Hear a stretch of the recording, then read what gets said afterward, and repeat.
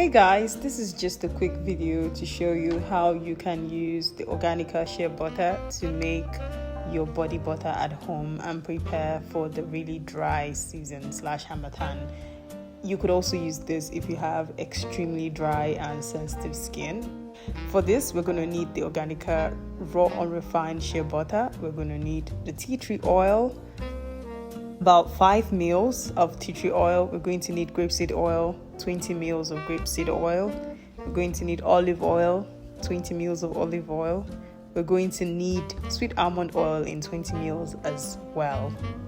Now it's time to mix this up. Because the shea butter comes double whipped, we do not have to use a mixer for this. I'm just going to use the spoon and I'll stir this. So it took me about 2 minutes to turn this into this smooth fine paste that we have here already.